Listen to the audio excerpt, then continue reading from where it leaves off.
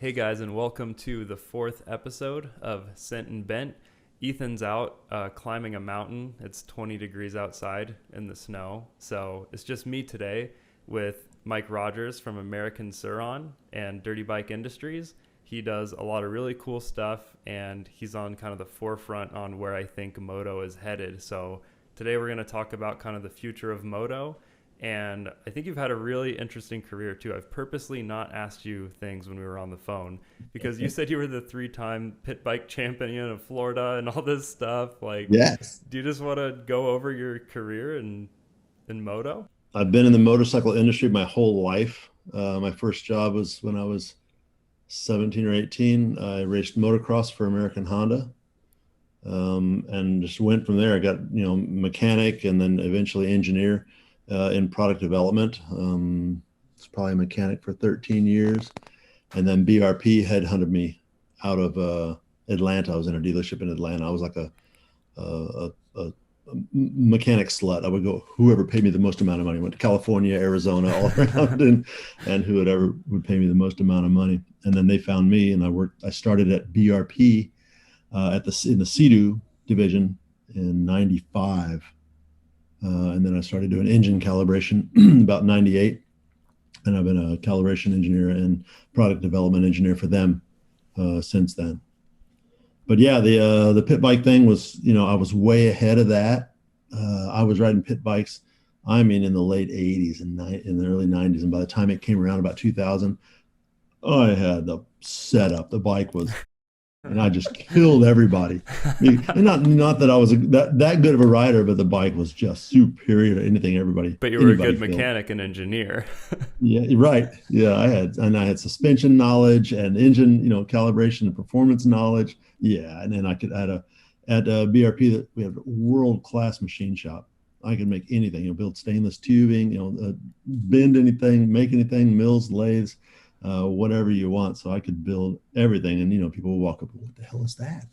I made that, I made the whole thing. That's so I cool. chopped this frame off. I started with a YZ80 chassis, 88 YZ80 with the KX80 front end, and a BRP DS650 shock and things that would hold my big ass up. I'm 6 foot and almost 200 pounds. Oh, So wow. on pit bikes, that was pretty intimidating. Mow people Yeah. over.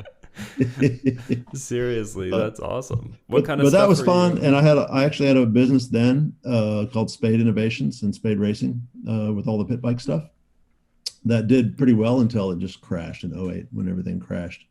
Hmm. Nobody's riding pit bikes anymore. It really was the death of a cool industry. The pit bike industry was just, cool people, because back when I was racing motocross, it was like everybody's so serious and, oh man, you hit me and you cost me $150. I could have won that, come on, Yeah. pit biking, they didn't care. I would laugh if somebody's slamming to me. I'd laugh and grab their jersey, and both of us would go down. Just it was just about the fun again, and that's where I started riding dirt bikes because it was fun.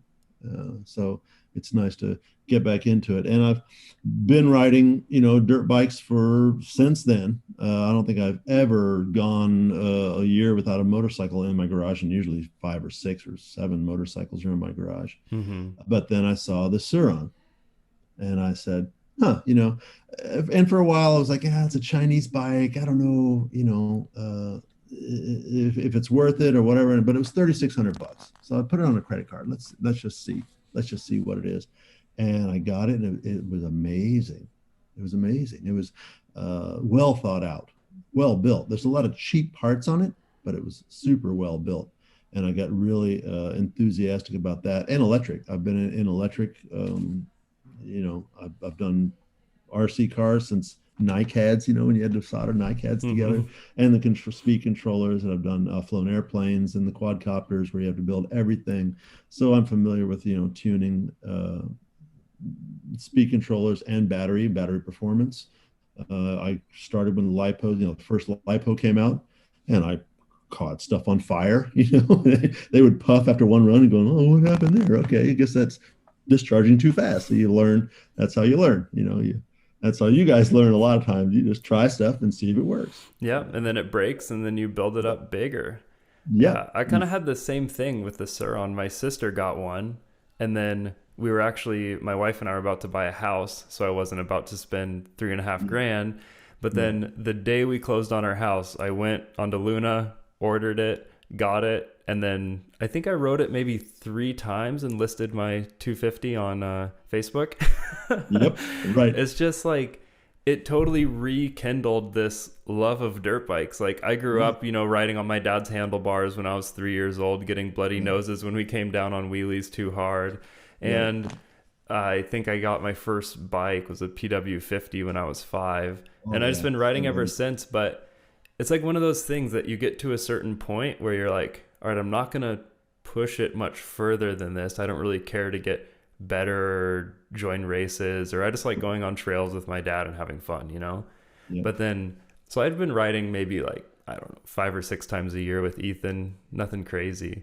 But then the Yeah. Suron, I'm like riding every morning. I'm waking up early and sneaking into the skate park before anyone gets there. It like rekindled this joy and this love, and I'm like so stoked about it. Like probably more Right. stoked than I've ever been about dirt bikes, which is saying Right. a lot because dirt bikes have been like my main obsession my whole life. Yeah.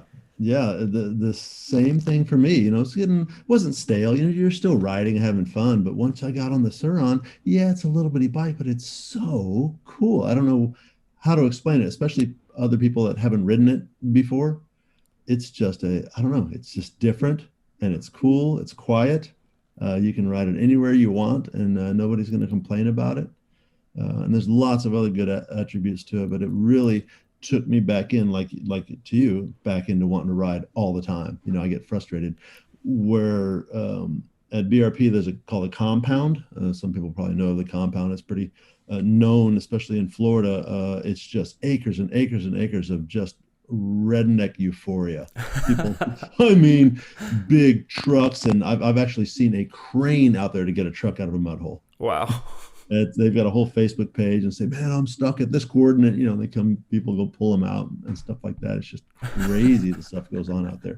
But that's right across the street from where I work. So I can go out and ride in that stuff all the time. So we have like a 12-mile loop that we cook through, and I'll post a video of that on my site. We've mixed in a couple of videos of us. It's just S turns and sand whoops. I posted one of just, I finally got the 72-volt battery. So anyway, I Let's was see saying that. that I just got the big battery and the big controller, of course, and now I can stay on top of the whoops.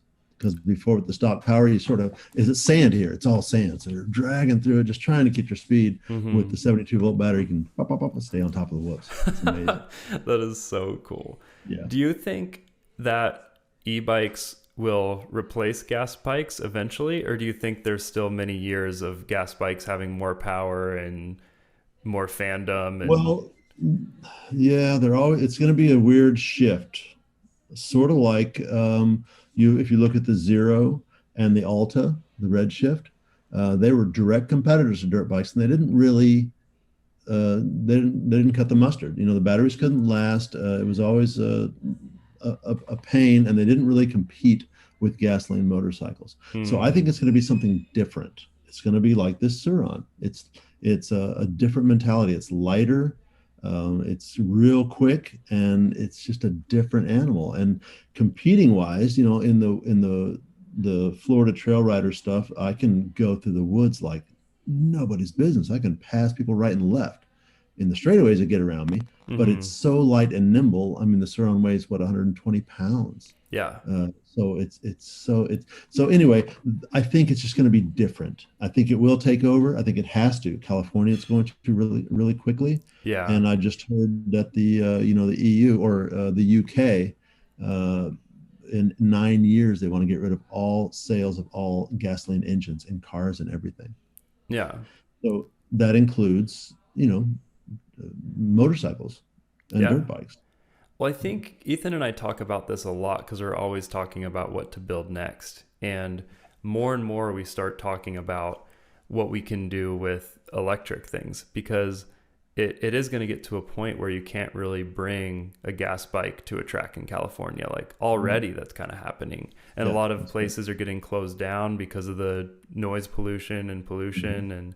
And it's just kind of like a dirty, messy thing, if you break something open and get oil everywhere. Like I totally Yeah. see why, but I think that the technology came to cars quicker because the the power density doesn't matter as much because you have so much Right. room for batteries, and with that much power it doesn't really matter if it's that much heavier for a commuter car.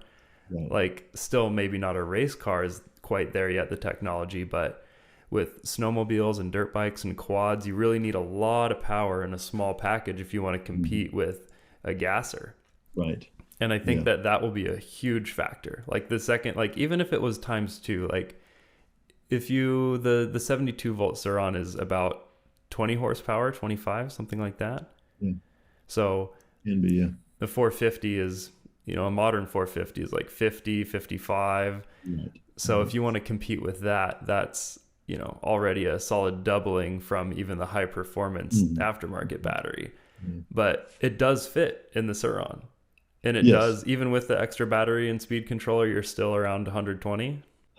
The power density, a lot of it's the discharge rate, like you said, in the cars, it doesn't really matter that much because you have so many cells and you're going for distance anyway. You're not really going for power. Tesla makes some powerful stuff, but they have Mm-hmm. so many cells that you can, stack them in parallel and you can discharge at 10C is no problem.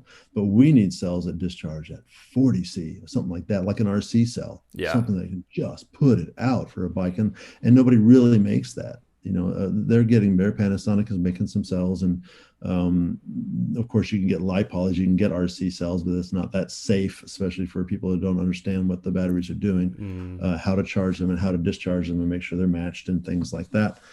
So it's not really safe for the consumer, but that's sort of what we need to be competitive is a super light cell that can discharge. And the reason that we use 18650 cells is they're common and they're safe. If one cell goes out, it's not going to Yeah. burn out and get into the next cell. So the 18650s is the standard, and it's even what Tesla uses. I think they still use 18650s. Hmm. Yeah. Yeah, I but mean, it makes a lot of sense. It's it's just there's certain aspects of riding that I think are hard to replace with an electric bike, like going down a hill and downshifting for different levels of engine braking Mhm. and stuff like that. Like at least the really serious racers and enduro guys, like I guess it just depends on when people start winning races with them, right? When they're good enough Right. to people to Yeah. start winning, then I think there'll be a huge transition of people like, oh, it's You better got it. now and it's cheaper and I don't have to keep gas in my garage. Like, Yep. There's lots. You don't have to. And I think the first place, and I think Stasic has it right, and that's a KTM company, getting the kids started on it. Because for a mm, kid, it's perfect. It does falls over. It's not going to burn them because there's no hot exhaust and they don't have to start it. They just twist, turn the key off, back on and go mm-hmm, again. For dad, it's even better. He doesn't have to run after the kid to pick it up. It's lighter. He can get up on it. He doesn't have to change the oil, doesn't have to clean the air filter. It doesn't have to clean the carb, no top end rebuild, maybe batteries every 10 years or 5 years, whatever. yeah, but by then But there'll be a I way think better it's bike. so much, yeah, right. It's so much better for kids and for dads. I think that's where it's going to start. And then it's going Mm, to go up. And, Husqvarna and KTM both have a little moto equal to a 50cc bike, same size, and that are pretty cool. And I don't have one, but my kids are all your age. so they need Surons anyways. Right. Yeah, exactly. Yeah, So, but that it's a looks great really starter bike for cool. anybody. And It's it a great has, starter for my girlfriend. She doesn't have to do anything. Just yeah. go and two brakes. And Mm-hmm. and stop, you hit the brakes and it cuts the motor out. So even if you're panicking, you hit the brakes and it stops. It's a Yeah. great bike for a beginner. Yeah, I figured that out the hard way. I landed a Yeah. jump and just had my fingers on the brake and then just hit it a little bit and I tried to power out of this hole and just went straight into it. Yes. So I actually disabled that on my bike, but Yeah. I do it all. I think a buddy of mine had his brakes disabled, but his kickstand was still on. And then he hit a root or something and it must have grounded it out and boom, yeah. stopped. It's funny when the safety features hurt you. Yes. Which Yeah. is which it's smart. It's very smart because if you're new to electric, you don't know if it's on or not. And what do we do when we're sitting around the shop or twisting the throttle on your motorcycle? If you do Hmm. that on an electric bike, it goes. Yeah, seriously. And you can't even tell if it's on or not because it doesn't make any noise. Yes. Yep. Which I think there's some regulations that we're going to have to make noise pretty soon. Mm. noise generators, because it does get a little dangerous, especially on the street when you're cruising down the road at 40 miles an hour. You hear nothing but the tire noise, and pedestrians don't see that and don't hear that. I mean, and I understand that. So And I, it's a new thing. It's a new world, and it's interesting and exciting. And I'm so happy that I've gotten this started, and I'm getting a leg in on it. It's interesting to me where this industry has sort of been boring to me. You know, even the watercraft industry, it sort of went stale, and you know that's sort of why I like watching your guys' videos, because that's so cool. It's just, you know, raw power and neat ingenuity. It's fun to watch you guys build stuff. It's the dream of most kids out there like me, you know. yeah, it's fun having an idea and knowing that it won't necessarily be good. Like when we started the Barbie Jeep, we're like, this isn't going to be as good as a four wheeler, but it's going to be way cooler. And still, Yep. the riding experience is completely different than a sports quad. Like Yes, it the is. seating position is different, and it's still different than an off road go kart like the Odyssey and stuff because it's so small. You have this novelty feeling the whole time you're riding it. Is I'm in a Mm-hmm. little pink Barbie car and I'm going 80 miles an hour, you know, You and you got just it know right. that's ridiculous. And we we try not to yell and overhype the videos because I think there's a lot of people who do that and it kind of takes away from the video because if you're not Right. there, you don't Sure. really have that energy. But Mm-hmm. man, the first time we got that thing out and it was just the whoop scissors were going over potholes, we were just like, Mm-hmm. ah, like jumping up and down because we had no idea it would be that good. I mean, we Mm-hmm. put in suspension from like a heavy snowmobile and Yeah. we just kind of finished it last minute, brought it out to this they call it the Kook in Canada. It's just this big old dried up riverbed. And we were just rallying through it and we were just so excited. We had no idea it was going to be that cool, and we spent like 6 months building it. Yeah. But yeah, And it's like something new, and like how often is there something in such an established industry like the moto industry where just like a random brand like Suron can just hop in and sell thousands of bikes? Like, yep. when's the Right. last time something like that happened? I mean, I'm guessing at the numbers. Oh, I don't know. I would like to know, but yeah, there's I think no it's going to information. be like the CRF 50, you know, like the Z50 and the XR 50 and or XR 80 and things like. It's just they sell as many as they can make all over the world, mostly in Europe. America is sort of limited with the distributor that they have here. He sells, you know, a lot of them, but it's not there's not that many because there's only one distributor here. Is a little bottleneck, but Hmm. a lot of my business is Europe. I sell a lot of aftermarket parts to Europe, in Asia and South America and all over the world. Iceland, had a couple from Iceland, and Oh, cool. I have dealers in Australia. I have dealers in Belgium and in Germany and in Europe and Canada, and I've got dealers all over trying to get the parts out of there because shipping individual parts is kind of hard. Yeah, that makes But sense. you know, when I saw that, I got the bike. It is so cool. I looked at it. You know, I'm a mechanical engineer, so I'm looking at the frame, and it's beautiful. It's finite element analysis that they went through the whole thing. It's awesome. Every time I looked at it, took stuff apart, you see more. That's an incredible build. So Suron, I think that's their whole secret is they're not selling bikes. They're not really selling a bike. They're selling a brand. They're selling themselves. They're selling Suron, and they can do. They are going to do a lot more. And I remember that time with Lunicycle where they had the first batch of them, and the motors had a problem, an internal defect. They didn't Loctite a bolt. I think it was something like that. And two engineers came over and fixed them all, unpackaged them, took the motors apart, fix them, put them back together. That's a company that stands behind their brand. And that's what I'm talking about. It's not just a bike, it's a brand that you're buying into, like you would Honda or Kawasaki or whatever. So it's not just cheap Chinese will make it have really good stats, ship as many as possible, and not care Right. about the longevity. You think Right. it's because I've only had mine for 2 months, and I actually had a problem with my speed controller, so I Right. haven't been able to ride it as much as I'd like. Right. But you would trust it taking it out in the middle of the desert, up in the middle of the mountains, and think you're gonna get home and It's never left me stranded. I think that my buddy did when it broke his switch off. But no, it's there are inexpensive components on it to make it a price point vehicle. I mean, $3,600 for what it is fabulous. Hmm. But those can be upgraded, and that's what my business is doing, upgrading all those cheaper parts into some more reliable and better parts. But the core of it, the motor and the speed controller, even though you had a problem, it's the first one that I've heard of a stock Yeah, it's controller. really rare. I couldn't find any information about it, Yeah, but they took care of yeah, me, no problem. They even shipped me the replacement before I even shipped them the broken one. So yep, that was yeah. really cool. I don't Same have thing. any complaints about that situation. Just sometimes, could have happened with a gas Honda too, some Yeah, defect. and that's the difference I'm talking about, is that knowing that they'll stand behind their product. If you have a problem, because it's really 1 year, they'll take care of anything that really goes wrong. Not brake pads or tires or whatever. Yeah. But I same thing. I had a problem with my battery where it wouldn't charge properly. It had a good charge, but it wouldn't take a charge anymore. And the charger was good. I did some tests, and they just gave me a new battery, an updated battery. Yeah. So The most you know, expensive part of the bike, like it was nothing. Yep. Yeah. So standing behind it just as well as any other manufacturer would, that's the brand they're selling. Hmm. And so I'm excited about it. I was trying to get the importing, rights or dealership, but yeah, Lunicycle has a hold on that right Yeah. now.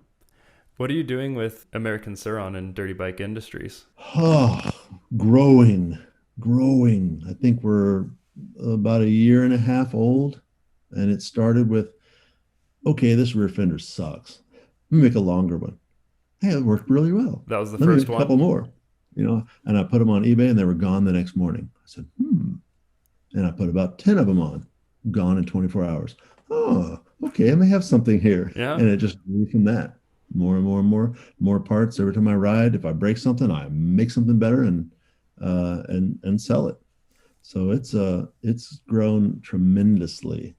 And I'm just super excited about it because this, like we talked about, it interests me. This is interesting. It's growing. It's new. Me trying to do the races, the hair scrambles on this thing against the gas bikes. It's interesting. Yeah, I'm not going to win right now. Eventually, I'll get there, but that's how we learn and we grow. Okay, well, the battery didn't make it, so get a bigger battery. Or I got a bigger battery. Don't have quite enough speed, so change the gearing or whatever. But it's fun because uh, 12 horsepower bike can whole shot all the big bikes because Yeah, it's a that's Le Mans start. You run to it and crazy. you go. They have to kickstart it or hit the button.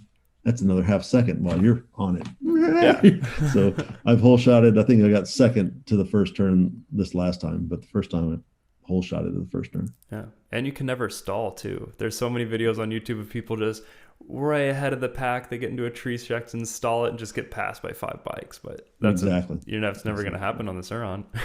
Nope, it doesn't stall. And another thing I like about it, and people complain, oh, there's no foot brake. Well, they're used to the foot brake. Once you get used to it, where you have both your brakes up here because you don't need a clutch, now you can stand on the balls of your feet all the time. You don't have to go in to shift or brake. You can stand on the balls of your feet. So you're always on the balls of your feet. So it's a little more nimble and you can move it around.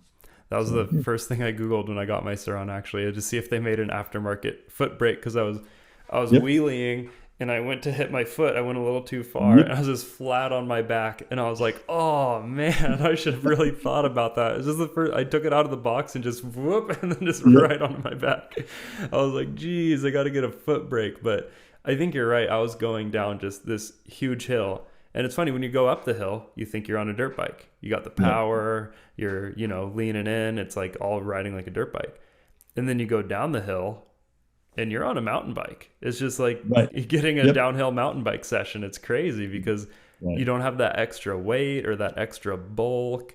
And at least on the stock Suron, the front suspension isn't great, so you're bouncing around a little bit like you would be on a Right. light bike. Yeah. Right. And Yep. it's so much fun because you get 2 for 1. Because I love, like, on a dirt bike, I think my favorite thing is just exploring trails and finding cool climbs. Yep. Right. But then going down it is kind of sketchy and not as fun on a real bike. But on the Yep. Suron, it's just like going down is just as fun. Yep. Right. It thing climbs, and we don't have as many hills here, but the little hills we have, it climbs wonderfully, especially if you put better suspension on and keep the rear tire on the ground. And I have. Hold on, I got it. Oh, that looks nice. Olins. Ah, suspension. So now I got Fox float up front and Olin's in the back. Oh, Nice. beautiful. Very fun. Yeah, I'm gonna Yeah. have to. We talked to Fox about sponsoring the build with my bike, because what we're gonna do is we're gonna do the upgraded speed controller and the Yep. 72-volt battery, and we're gonna get a timber sled little ripper kit, and we're gonna try to do the first. I think there's been pictures of it, but I haven't seen a video ever of an electric snow bike. So we're gonna try to Right. do the world's first electric snow bike Excellent. build Excellent. series. And Fox didn't want to work with us on it. They work with us on some of our other projects, but they say the mountain bike guys hate moto people using their shocks. Like all the Yep. engineers don't like Yeah. it.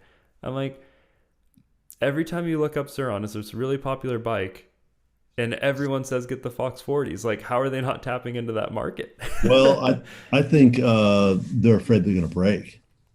Because if you Oh, like, I got my Fox 40 and picked it up. It's like, oh, this weighs nothing. Is it mm-hmm. made of paper? You know? So, but it's held up, and I'm, say I'm almost 200 pounds, and I beat the heck out of it, and they've held up. So, but I'm ready for them to Yeah. also, put the big. I offer a 220 millimeter brake rotor, so I put that on there and better pads. So I do stoppies all the time. I love stoppies, and forks have forks have held up. So, Yeah, that because makes sense. They don't another want like to the handlebar advertise the company, then product. Deity said, "Stop it! Stop putting our handlebars in that. It's not made for that." So I think it was just to cover their butt, to say it's not meant for a motorcycle, because we all use those Deity handlebars. They got a 3-inch rise. It's wonderful. And suspension, you can't imagine. Well, you probably can. How much you learn from remote control car suspension. Oh, You it learn everything translates really about suspension. well. Yeah, weight transfer and spring rate, and when you can change like a sway bar and go put it back on the track. And I know for people that don't drive, you can feel it. If you can feel if a car pushes or if it oversteers or stuff like that. Hmm. I know you're driving a controller, but you can feel it. You can feel the car. And I learned so much about that, about weight transfer and turning and tire compounds and how it all blends together. How camber works when you roll and the outside tire sits up, or if you have too much traction, you make it so it overcenters and you can spin. You learn so much from those little cars, where a race car might take you 10 years to learn that, where you Yeah. can learn it in a couple of years on a model. And So it's so expensive too. If you try it on a yeah, real race car, yes, it's like, oh, that's I have true. this theory that this alignment with this suspension change will help my track time, and then you got to Yeah, save up for a couple months. right. Yeah, Yeah, which on an yeah, RC car you can get a couple different suspension setups and test them all out for a couple yep, $100 and really learn a lot there. yeah. Racing is racing, but you learn from everything that you do and you apply it, and it's been fun to apply it to the Surons, especially the suspension stuff and getting it working. And that was the whole reason I started Dirty Bike. Was I just wanted to build a cool bike, Yeah. and everybody wanted to buy my product. Golly.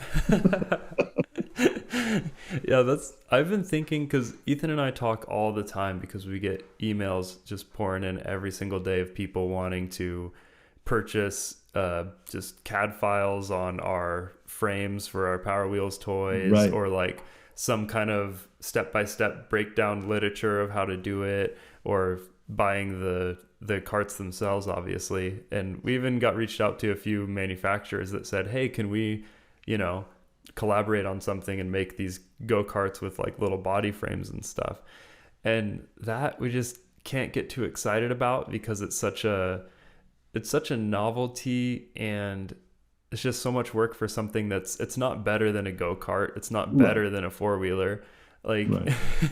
it'd be so expensive, but we do want to build something that's really cool Mhm. and really unique. And That I that's think that that's there's, accessible yeah, to that's that's accessible to accessible, people. and Yeah. something that's kind of more like a Suron, where we get it there to you at a good price point, and you can upgrade the suspension later, and we can tell you what works well, or Right. anything Right. that you sell that's going to help out that bike a lot.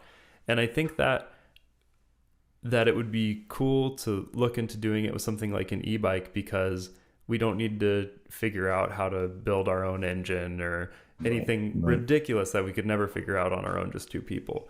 But if you Well, can source the batteries and the controllers and get things figured out, it seems like it's more possible. to like Yes. enter a Yeah. market like this. Yeah, for sure. And I don't know if you found it, but Suron in China actually offers several different power packs. They offer a twin motor, just like the Suron motor, but twins with a transmission in the middle Really? and bigger controllers, all off the shelf stuff that works perfectly with whatever, you know. And that's one of the things I think we talked about that earlier. The motor is robust. That's the last thing I've never even considered changing a motor because the temperature never rises. I've been put as you know a lot of amperage to it, and it's just happy. That's the you Hmm. know a speed controller. Yes, you need to have that if you want more power, and a battery, of course, you need. But Surround offers power packs, and it's hard to find the website where they do that. And they might make it easier now. You might be able to go to surround.com and find it. But they offer different power packs, Hmm. and that's sort of I'm excited about that too. Is learning all of this and building batteries and controllers and putting it into different things. I have an SV 650 in the garage that I do track days on. And I'm looking at it going, it's a super light bike. It's got the big perimeter frame. It's got lots of room. Yeah, I might Yeah. electrify that thing. It's not worth anything really. It's worth 2 grand or something like that. So I'm not worried about hacking it up and mangling it. So that might be a project in the future. Yeah, definitely. Inspired by you guys. Awesome. I'm glad to hear it. I think an electric off-road go-kart could be pretty huge too, Yep. Right. because there's something about motorcycles that still, if you didn't pick it up when you were a kid, it is kind of intimidating for people. Yes. Like I Yeah. have plenty of friends who I've invited riding all the time, and they're like, like they'd ride a four-wheeler, or like they come and ride the Barbie cars. Mhm. But something about dirt bikes is it's not a bicycle. It is kind of intimidating, and the Surround's a lot Right. less intimidating. But I think Right. like a off-road go-kart with a little cage that's electric could be really handy. Right. Yep. Like a yard Yeah. cart that you could still jump 20 feet and feel safe. Right. Yes. And that's another point about it that we didn't really talk about. Is it's so yeah, it's accessible to the kids and the dad, but it's quiet. We used to run our pit bike practice in a friend's backyard, and we built a nice track. We had a track vehicle, and we could build jumps and move stuff around, and put carpet on them to harden them up. But the neighbors would complain, and definitely not after dark. On the Suron, you run anytime you want. Sunday morning at 6 in the morning, nobody's going to know. They're not going to hear it. All they're going to hear is a bunch of guys giggling when they crash, take Yeah. each other out, laughing as hard as they can. So that makes it more accessible to anywhere. We're always losing riding spots in motocross because of the noise. And like you said, the pollution and the people are afraid of it. The environmentalists are afraid of it because, yeah, it is gasoline, it is oil, it is coolant that can go anywhere. And electrification opens up so many new doors. So, Hmm. that's another reason I'm so excited about it. Yeah, it could be like a skate park. Like if you go to Denver, Colorado, there's a skate park on every other block packed with kids having fun. And Yep. there's downhill bike courses, pump bike courses, and right next to it is a full business center or a full neighborhood. Right. And you could easily add a pit bike track for Yep. e-bikes only E-bikes. right in Exactly. the middle of a neighborhood, and then Mhm. you have this huge population that can get into it that they couldn't right Mhm. now. Because if you live dead center of a city, maybe it doesn't make sense for you to store a bike or take it Right. all the way out into the desert to be able to ride it, or all the way out into the mountains. We're pretty spoiled here in Idaho, where I can ride from my garage to a top of a mountain any day of Right. the Yeah. week, but most people don't have that. And if you give Correct. access to dirt bikes to the masses, then you're going to see huge innovations come Yep. from the bikes themselves and the way people are Right. riding them. And that's Yeah. just like anything that makes cool things more accessible to more people. Like I just am all about that. Like Right. I want And to support du- you know, that. during the winter for you guys and during the summer for me, the bike's in the house. I have a lift, in my house, and the bike's in there working on it because there's no smell. There's no, Yeah. so what? Clean the bike and put it inside. I have a lift, one of those Harbor Freight lifts inside my house. Oh, So I can lift perfect. it in the house. Yeah. And work on it. And the other thing I was really thinking, and I haven't done it yet, is like an old grocery store. Buy that or rent that or whatever. You can run races in a grocery store. You can have Yeah. AC. in there. Here it gets 100 degrees and it's so humid, that you don't want to ride because it's so hot. Hey, Hmm. turn on the AC and run a race in an old grocery store. Yeah. You could You even know, do like kind of a go-kart track type situation where you yep, go in, sign a waiver, and then you don't even need to own a bike. You can just ride on the weekends. right. Yeah, That would be maybe amazing. have a supermoto track on one side and a dirt on the other, That flat would track be in the middle. so cool. I think Florida would be a great place for that too. Yeah, and you can do it. There's no fumes, there's no gas, there's no special permitting. Well, we'll see. Yeah, the insurance would be kind of expensive, but you can figure that Right, out. right. Yeah, The price of entry, I guess, will reflect however much that operation costs. But exactly. But it's the possibilities are out there. There's lots of new possibilities, and that's sort of that's what's interesting. There's all sorts of avenues to explore with this new tool. yeah, what do you think of the electric motors that are the hub motors? I've seen some people get pretty good power out of them, and they're a lot quieter. But Yep. it seems like they're probably not as good weight distribution for racing or jumping and Right. stuff like that. And it's unsprung mass. So now that big old motor has to move with the rear suspension. So on the street, that's great. That's where it started with the bicycles and e-bikes and things like that. But in the dirt, yeah, your mass is farther back and it's unsprung mass. So the suspension has to take up the movement of it and it gets beat up. So it really doesn't work for off-road. Off-road needs to Yeah. be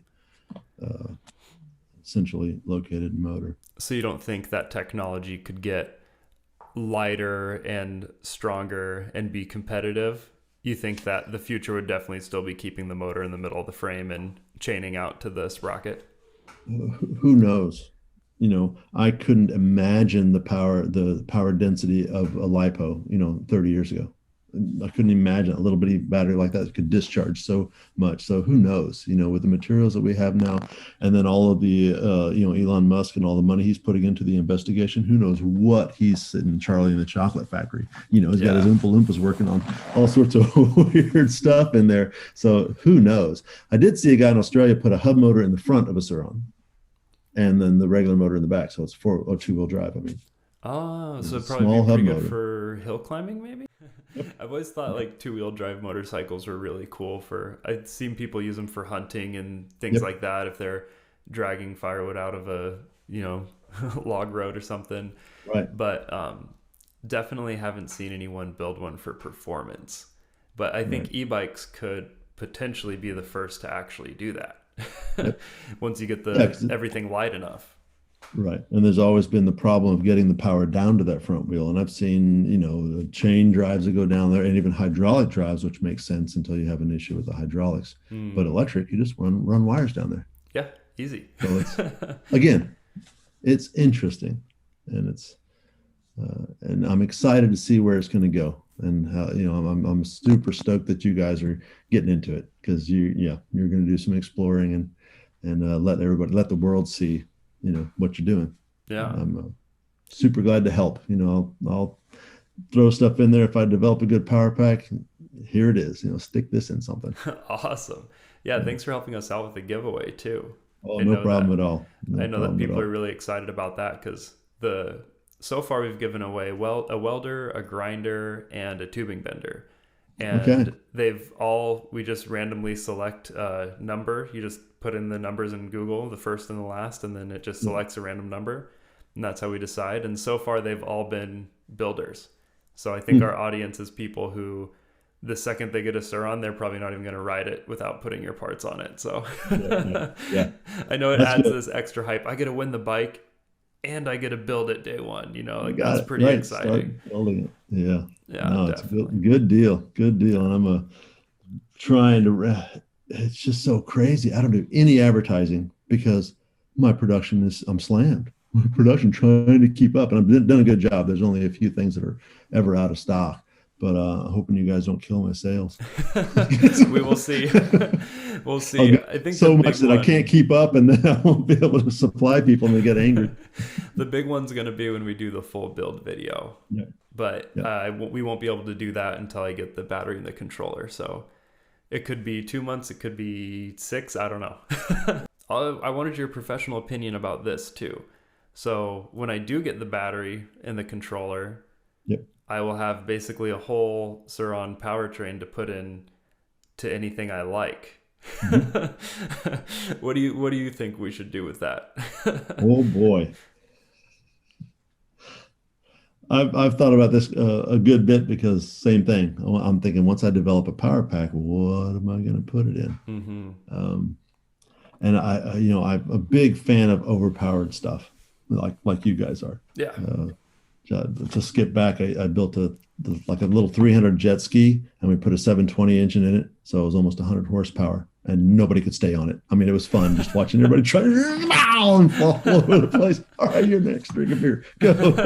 But yeah, I've always loved overpowered things. So something small, it should go in something small, maybe a big wheel, Oh, wow. That would be like a plastic big crazy. wheel Man, having with that much cart. power.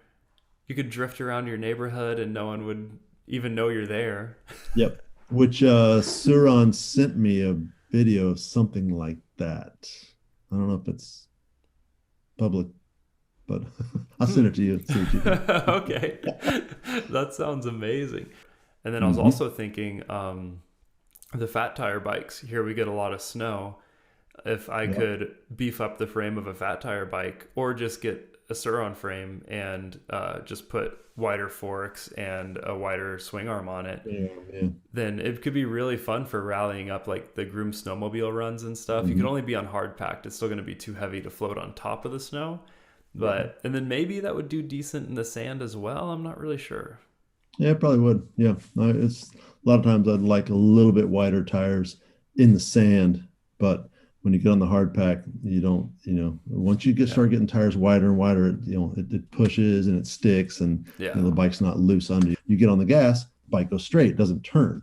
You Mm, need the bike to slide to make it turn. yeah. That makes sense. Yeah. Yeah. I think with the fat tire bike, it would be more of a novelty thing because they have electric fat tire bikes that are really Yeah. good for what they are, that you could still pedal up a, snowmobile trail if you were so inclined. But I Yeah. think with the Suron is you could go up it at 40 miles an hour, Yes. which I think would be Yep. funny to be neck and neck with a snowmobile on a trail. Like, Yeah. I think that would be hilarious, and I'd love to do that. Just sneak up on them. If you're riding a snowmobile, you can hear that thing from if Yep. it was right behind you. But just honk your little horn and then just pass them on a little fat tire bike. You're like, what the heck? I think that'd be so much fun. But yeah, it definitely wouldn't be great at turning or I guess you could jump and land, but it wouldn't be so nimble. But I think Right. it could be a lot of fun. So I might Bat end up doing battery. that with it. And if it doesn't work, I'll just turn it back into a fat tire bike and go back to something There you else. go. Right. There you go. The backup plan. Yeah. So building batteries is really important because you have so much real estate in there, but we need to find a battery builder. So if there are any battery builders out there interested in what's going on, you could help out Yeah.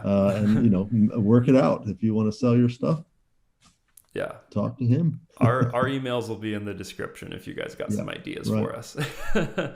Yeah, 'Cause, I think that batteries is going to be the biggest thing, yep. and especially for people who's going to like build their own bike or try to get Right. something to market. That's going to be probably the most difficult part is sourcing the materials and Right. finding someone to build the actual batteries because Yep. you really, really have to know what you're doing or you're going to start a fire. Is the Right. like Exactly. my tiny bit of knowledge in the matter is know what you're doing or you're going to light it on fire. Yep. Yes. Yeah, Yeah. yeah. You have to know what you're Yeah. doing. Yeah. And there's a lot, I see a lot of people out there on Facebook or whatever that are doing some sketchy stuff with batteries. Be careful. It's a Yeah. lot of energy in there. A lot of energy. Yeah. Yeah, it's a little battery. There's a lot of energy in there. Be careful. Yeah. You can search and find videos where, houses go up in flames. And, you really shouldn't keep your battery inside your house. Of course, you don't want to get real super cold either outside. But yeah, Yeah, I bring you mine have to into respect it. Respect it. Back in the early days of the cars, people got burned alive all the time. Racers all the time got burned and died mhm. because it was a new technology until we learned how to encapsulate fuel and fuel cells and make sure that the fuel lines are ready to hold it. And you're not going to have fuel leaks. Same thing with batteries. You have to learn what it is, and respect it. What do you think is the best way to start if someone wants to get into it? Into Like what? into figuring out how batteries work and speed controllers, and because I've learned a little bit of that with drones, but it's still Yeah. so different. Like the I think Moto Bros on YouTube, they do some kind of tuning with their controller, and I'm just like, how do you figure that out? Like, where do you even start? Yeah, that's a hard one, because I even remember in the early days we had speed controllers and you only had two pots, what's the max and what's the min. And then they Mm, would do drag brake. Okay, so you can tune in your drag brake. So when you let off the throttle, it would have some drag brake. And then it got more and more, acceleration curves and deceleration curves and, the turbo, and there's all sorts of, so creeping into it, remote control cars is a good way to do it. Learn their little controllers, because there's like the ASI controller. I'm starting to work with ASI. There's no good functional description.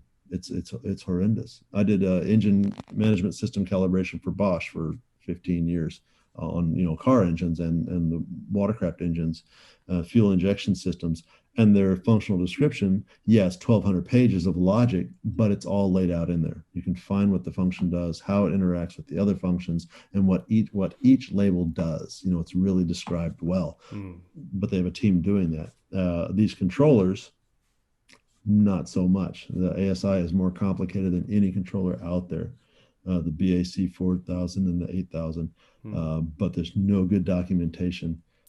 They're getting better on their website. If you're in with them, there's some better information in there on how to set it up and how to get going. But there's still lots of labels in there. You're going, what the heck is that? What does that mean? The description isn't much more than what the label's name is. So you got to play with it and figure it out. So when you get into So the it's back end of the controller, are you using an interface, or is you just looking at a page of code that you need to change the numbers? there's an interface in there. There's a couple of different ways you can do it: Bluetooth, or you can do it on the PC with an actual physical connection. But this Okay. is all for the not for consumer to do. It's all the people programming them. Yeah. But when you are in, there's like, is it like curves and sliders and values that you type in, or is it a Yes, lot more it's complicated than that? nope. It's pretty much all values, which is kind of frustrating because I'm used to three-dimensional maps, two-dimensional maps, and then lines. And you can go in there and say at this RPM I want it to be this, this RPM I want it to be that, this RPM I want it to be Mm, this. But this is like it's kind of primitive, but there's a lot going on in it. So there's some values that you can change, but it's hard to tell how it affects the whole overall system and other values. So it just hmm. takes doing it, and it's been difficult to learn it, but I'm getting there. I can make it go, make it stop, There you go. That's a make it good not blow start. up. That's awesome. Yeah, and that's the secret in there. The controller is, especially if you're using a battery without a battery management system, which you shouldn't, is the controller needs to watch out for it: over amperage, over current, under current. Under voltage. So the controller is looking out for it so you don't blow your battery up. If you discharge any battery too quickly, it's going to get hot. Yeah. So all of that, and that's why they don't let consumers, play with the controls inside of the control. They'll destroy it. Yeah. Yeah. Or they could destroy it. Yeah. Is that your game plan? Is get a tune and then sell them with your tune? Yep. And Right. then do you do that like sell one for the stock battery, one for the 72-volt battery, or can you do it all with the same product? I'm planning to have it adjustable so you can type in what battery you have and what regen you want and what engine braking you want, what acceleration curve you want, all on a display. When can us Suron fans, do you think we'll be able to go on your site and pick one up? Oh, 6 months. Oh, that's sooner than I thought. Okay, good. Well, it depends how sales go. If it gets so incredibly busy, I won't have time to work on it. But I'm Yeah. actually moving my shipping out of it's all been in one location in Florida, and I'm moving my shipping up to New Smyrna Beach. So I'm in Cape Canaveral. So that'll get one. It'll just separate it. So now production will be in one facility and shipping's in another. So it's just one less thing to worry about, and I can focus on just doing production and developing product, because I've got a list of products that I want to develop and make available to everybody. Yeah, that sounds like the next step for you is get employees who can figure out everything that you're doing right now Yep. so Right. you can focus on the big picture stuff. Exactly. And Yeah. that's what I'm trying to do. I'm going to get production people that really know, because a lot of it's art, a lot of it's, you know, just craftsmanship with your hands, making it nice. I'm trying to get production tools that they can just lay it on there, drill a hole, pop, the rivet or whatever, and send it out. Mm-hmm. So yeah, but it's getting there. It's getting Nice. there. I'm glad to hear it. Well, we'll check in and do another podcast when you get some new products going and Cool. see, because this is something that's growing so rapidly. I think I'm going to make it a common theme on the podcast is talking about just the technology, and every time there's kind of something new coming out, like playing with it on the channel and being Yep. like, Right. all right, because I think, next year's CRF 450 isn't going to be that much better than this year's CRF 450. Yeah. But the next Suron or the next Zero bike is going to be like leaps and bounds better than the previous Yes. version. So at least Which that's what I think. No, it will. I mean, and we're expecting the Storm. It's kind of late. I think they did a limited release, a few in a couple of countries, and they're doing some revamping. I'm guessing, because I haven't heard anything else. But we're waiting on the full size bike, Yeah. and the real price point and the performance of it. It looks pretty cool. Yeah. I think that's Hope going to to be see. super I can't. exciting. I hope it doesn't work that good or that well, because then I can make parts for it and make suspension parts for it and make brackets and things like that, Yeah. whatever Well, it needs. it seems to me just by the few videos that are out, it's a similar thing where the powertrain is amazing, and then everything else, there's a few things here and there that they did to Right. save money, Yeah. which is kind of cool because if they had kind of a middle of the line, like front fork, let's say, like on the Suron, it's like a bottom of the line. And so it kind of forces everyone to look in like, I ride this style, so I'm going to buy this fork. I ride this style, Yeah. so I'm going to ride this Right. fork. I don't really need anything better. I'm stoked with where it is. But you can Yeah. buy the bike for a cheap price. Whereas if it was like a middle of the line, then it might be like, oh, is it really worth, Right. $1,500 for the extra, Right. No, I think it's a good philosophy for them. I don't know if they stumbled upon it or it's up, designed, because those guys are sharp. They're all young and they're enthusiasts, and they studied, if you can see, they studied design, because the bikes are beautiful. The way they flow, you see so many ugly ass home built electric motorcycles, and those things are sexy. I love the Suron's look. hmm Um, but that whole philosophy of building the heart solid as a rock and everything else around it, hey, like you said, you can play with it, you can change it. It's hmm not that expensive, and you can customize it to what you do. hmm I think most of the people use the Suron for the road. Put supermoto tires on it and use it for transportation, and it's hmm great for that. With the belt. But you want to go off road, you need to change that belt drive to a chain, or it's going to have issues. So Yeah. it's a very interesting concept, and hopefully, like you said, it does transfer into the full size bike. That it's a cheap. Yeah. I hope it's $7,000, $6,500 would be great. That's accessible to everybody. And then if they want to put real suspension on it to go motocross, you can buy a set of white power forks and a Olin shop Yeah. and go motocross. And as long as the swing arm and it looks beefy and the frame is there and the power plant is solid, Yeah. good Then to you're go. good to I think go. that's a great philosophy. Yeah. I got so obsessed with it. I even started a whole YouTube channel just for the Suron. I just made it under my name, Edwin Olding. Yeah. And I just went for a few trail rides and filmed a few videos. And I was so surprised on the feedback because I didn't even talk about it in a Grindhard video yet. Like all the traffic is basically organic to just people looking up the technology.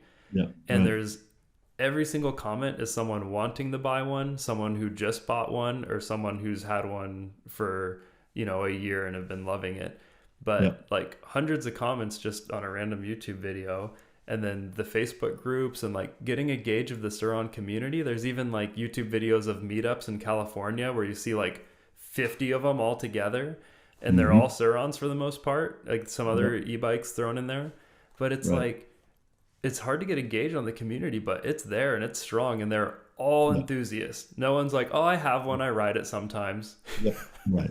They're all because you need it. You need the information, and it's not disseminated by a dealer network like it would be for a Japanese motorcycle. You get it from social, from you and me, and from looking up things on Facebook. That's the first thing I do. If you have a problem, I go look on the chats and see who's had the same problem, because invariably, I mean, inevitably, everybody's had that problem, or some people have, and you just learn from them and fix it however they fixed it. So Yeah. it's a great, pooling the whole community to get fixes and the information.